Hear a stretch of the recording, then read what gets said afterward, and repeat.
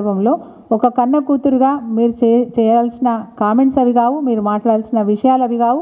ఈరోజు బీఆర్ఎస్ పార్టీని ఒక మాట అన్నారు, ఉంటే ఎంత పోతే ఎంత అన్నారు అంటే అది కేసీఆర్ గారు అన్నట్టుగా మేము భావిస్తూ ఉన్నాం.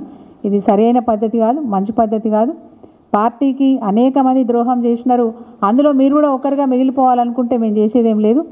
మీ భుజం మీద తుపాకీ పెట్టి ఎవరు కాలుస్తున్నారో మాకు తెలియదు, కానీ ఈరోజు మీరు నిన్న ఏదైతే ప్రెస్ మీట్లో మాట్లాడినారో అవి ఏవి కూడా ప్రజలు ఆమోదించే విధంగా లేదు, పార్టీ ఆమోదించే విధంగా లేదు. అందుకే ఈరోజు కేసీఆర్ గారు నిర్ణయం తీసుకున్న విషయాన్ని మేమందరం కూడా స్వాగతిస్తా ఉన్నాం. ఈరోజు తెలంగాణ రాష్ట్ర ప్రజలు కూడా, మీడియా కూడా గమనించాలి. వారు ఎప్పుడు ప్రెస్ మీట్ పెట్టినా మరి లైక్స్ వస్తూ ఉంటాయి. నిన్నటి నుంచి అన్ఫేవర్గా వస్తున్నాయి. నిన్నటి నుంచి వేల సంఖ్యలో అన్ఫేవర్గా వస్తూ ఉన్నాయి. తను ఏం మాట్లాడిందో వాటన్నిటికీ అన్ఫేవర్గా పెడతా ఉన్నారు. అంటే ఎంతమంది మిమ్మల్ని డిస్లైక్ చేస్తున్నారో మీరే ఆలోచించుకోండి. కాబట్టి ఈరోజు పార్టీ చాలా సీరియస్గా ఇట్లాంటి నిర్ణయం తీసుకోవాల్సి వచ్చింది. తన పర భేదం లేదు కేసీఆర్ గారికి, పార్టీకి తన పర భేదం లేదు.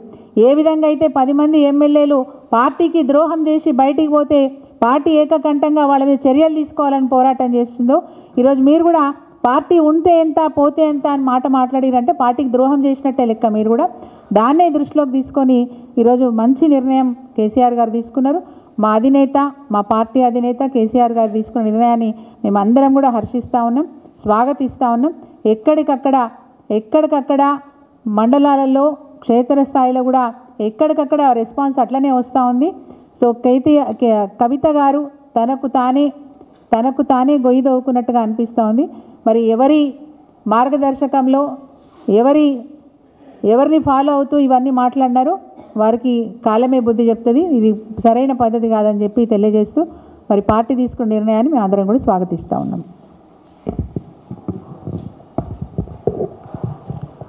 మీడియా మిత్రులందరికీ మరియు మా తోటి సోదరిమణులందరికీ నమస్కారం తెలియపరుస్తా ఉన్నాం. ఇంతకుముందు అక్క వాళ్ళు చాలా స్పష్టంగా చెప్పారు. మేము కూడా మా నాయకుడు కేసీఆర్ గారు ఏదైతే కవిత గారి మీద ఇవాళ వారు నిర్ణయం తీసుకున్నారో అందరం కూడా దాన్ని మనస్ఫూర్తిగా ఆహ్వానిస్తున్నాం, హర్షిస్తూ ఉన్నాం. మీ అందరికి తెలిసిందే, చాలా రోజుల నుంచి కూడా కవిత గారు ఎప్పుడు ఏది మాట్లాడినప్పుడు కూడా క్షేత్రస్థాయి నుంచి కూడా కార్యకర్తలందరూ కూడా అరే గ్రామ స్థాయిలో కాంగ్రెస్ పార్టీ పూర్తిగా కూడా ఫెయిల్ అయిపోయింది, బ్రహ్మాండంగా మళ్ళీ కేసీఆర్ సారే కావాలని కోరుకుంటా ఉన్నారు. ఇటువంటి తరుణంలో కవితకు ఇట్లా మాట్లాడడం ఏంటి అని చెప్పి ఎంతోమంది కార్యకర్తలు ప్రశ్నిస్తూ ఉండే. కానీ ఇవాళ మీ అందరూ తెలుసు, కాళేశ్వరం అంటేనే ఇవాళ తెలంగాణ రాష్ట్రంలో ఉన్న ఎంతోమంది